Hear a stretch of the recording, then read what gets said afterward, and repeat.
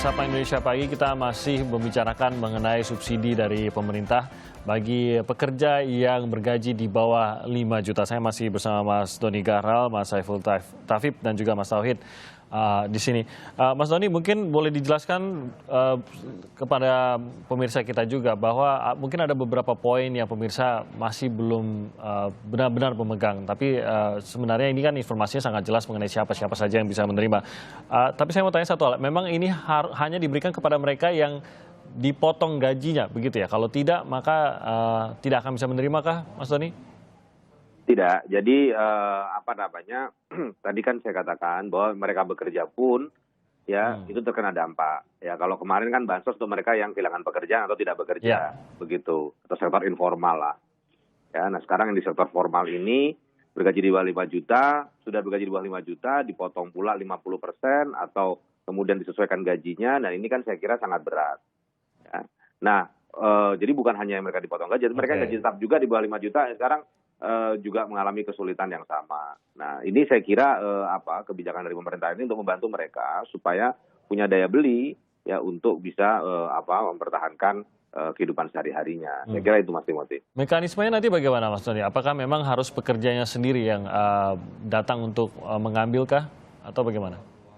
Nanti ini akan ditransfer langsung ke rekening masing-masing penerima manfaat. Jadi ini saya kira prosedur untuk mengamankan agar ya tidak ada kebocoran dan sebagainya. Jadi nanti data-data yang akan dikumpulkan itu ya akan dikirim langsung ke masing-masing penerima manfaat begitu Mas Timothy. Bagi mungkin para perusahaan yang belum mendaftarkan, apakah bisa dimulai dari sekarang Mas Doni untuk mendaftarkan karyawan mereka?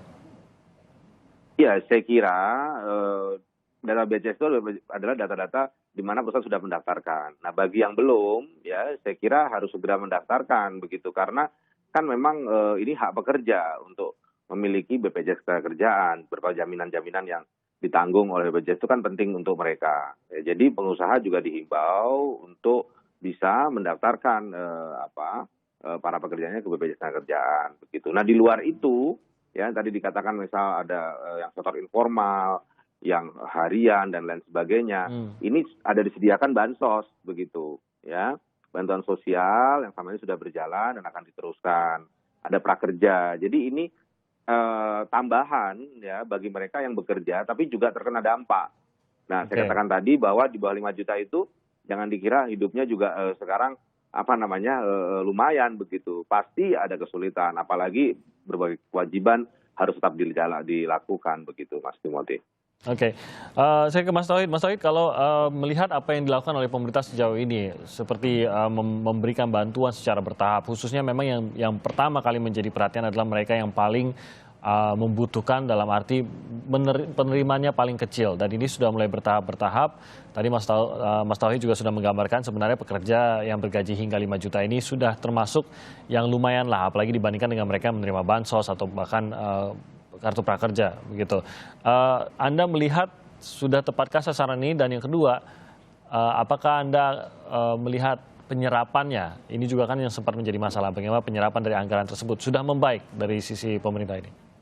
Ya, kalau saya kira kalau yang katakanlah skema baru ini kan saya kira kalau katakanlah tepat sasaran atau tidak, kalau sasarannya ada pekerja 5 juta pasti akan tepat, tetapi problemnya apakah ini akan tepat pada orang yang membutuhkan untuk menggerakkan ekonomi. Nah, saya kira ini belum tepat begitu. Itu karena problemnya adalah yang paling rendah penghasilannya itu yang paling terdampak. Nah, apakah semua level masyarakat perlu diberikan? Nah, ini kan problem bahwa pemerintah harus juga proporsional, bahwa yang paling terdampak itulah yang harusnya mendapatkan paling besar ketika yang lebih kehidupan ekonominya lebih baik. Nah, ketika semua disamakan mendapatkan bantuan 600.000, maka konsekuensinya adalah kesenjangan itu akan semakin nyata begitu. Karena yang tadi bansos segala macam juga diberikan, yang ini diberikan, tapi sebenarnya situasi kondisinya itu berbeda.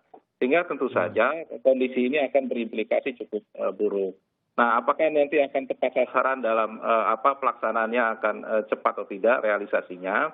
Memang kalau kita lihat bansos itu akan jauh lebih cepat kalau misalnya database-nya itu cukup baik begitu. Nah, semakin database ini baik, maka semakin cepat begitu. Nah, apalagi kalau data BPJS saya kira tinggal pendaftarannya ini. Nah, problemnya adalah ini kan pendaftaran melalui perusahaan. Nah ini apakah perusahaan juga sudah cukup cukup baik menyampaikan data-data real yang benar-benar masuk dalam BPJS Ketenagakerjaan atau BPJS Ketenagakerjaan atau tidak? Ini yang realisasi sangat tergantung dari kecepatan perusahaan menyampaikan data-data tersebut. Nah kami khawatir memang ini cukup butuh waktu mengingat tidak semua perusahaan dalam kondisi idle sekarang ini untuk menyampaikan data-data, kecuali menggunakan data pada perusahaan-perusahaan yang cukup modern. Mereka sudah punya sistem nomor rekening yang sudah sistem rekening masing-masing pekerja yang sudah tersambung dengan koneksi gaji dan sebagainya.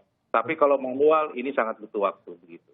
Kalau melihat kondisi ekonomi dan juga mereka yang menggerakkan ekonomi di Indonesia yang adalah UMKM, bisakah saya menyimpulkan bahwa akan besar sekali angka dari para orang-orang yang mempekerjakan atau perusahaan yang mempekerjakan ini sebenarnya tidak memiliki data yang detail ataupun data yang rapi begitu untuk bisa mengajukan hal ini? Betul, karena kalau kita lihat data BPS itu data pekerja buruh karyawan pegawai itu ada 52,2 juta.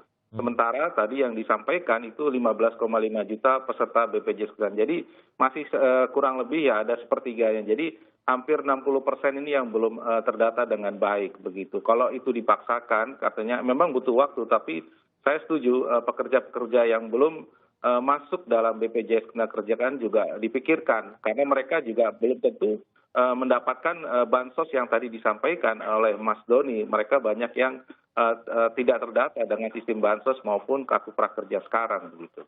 Dan ini Mas Tafib, Anda juga setuju ya bahwa fokusnya sekarang adalah bagaimana memperluas agar penerima manfaat ini bisa lebih besar lagi, karena Anda juga meyakini bahwa angkanya jauh lebih besar dari 15 juta lebih. Iya, yang jadi persoalan memang begini ya. Pertama kan dipastikan bahwa seluruh kota kabupaten itu kena sasaran program ini. Karena seluruh kota kabupaten tidak ada UMK-nya yang di atas 5 juta. Semua di bawah 5 juta. Nah, kalau misalnya tadi dibatasi, katakanlah kita ingin membantu orang yang paling rendah, misalnya upah minimumnya, katakanlah di bawah 3 juta misalnya. Itu kan hanya kota kabupaten tertentu saja. Sementara yang sudah di atas 3 juta itu sudah sangat banyak gitu loh. Dan semua berdampak gitu. Jadi tidak bisa diklasifikasi bahwa hanya justru yang dengan menaikkan platform atasnya ini kan artinya mengcover seluruh gitu. Dan itu akan menimbulkan pemerataan di seluruh wilayah Indonesia. Jadi sebab itu hemat saya tinggal bagaimana kemudian untuk mengcover lebih banyak lagi pekerja yang tidak terdata dan tidak terdaftar dalam program BPJS Naker ini, itu dibentuk komite saja, entah apalah namanya, dan menjaring semua perusahaan yang ada di daerah tersebut. Ya, sehingga pemerintah mendapat data yang benar-benar valid yang tidak hanya sementara ini ya bersumber dari BPJS Naker. Itu menurut hemat saya. Mas Doni, terakhir dari Anda, saya yakin ini sebenarnya walaupun salah satu idenya adalah untuk menjadi penggerak roda ekonomi. Di Harian Kompas juga Mas Prasetyo Toko juga menulis sesuatu yang sangat menarik, bagaimana roda ekonomi kita akan digerakkan oleh konsumsi, termasuk untuk kembali di masa COVID ini. Itu menjadi salah satu target. Tapi di sisi lain pemerintah di sini juga punya target agar mereka yang benar-benar membutuhkan, mereka yang tidak punya pemasukan, mereka yang tidak bisa membeli kebutuhan, bahkan kebutuhan utama mereka seperti makanan, ini bisa terbantu. Kalau saya simpulkan orang bergaji di bawah 5 juta di seluruh Indonesia, saya yakin angkanya tidak 15 juta, Mas Doni. Jauh lebih besar dari hal tersebut.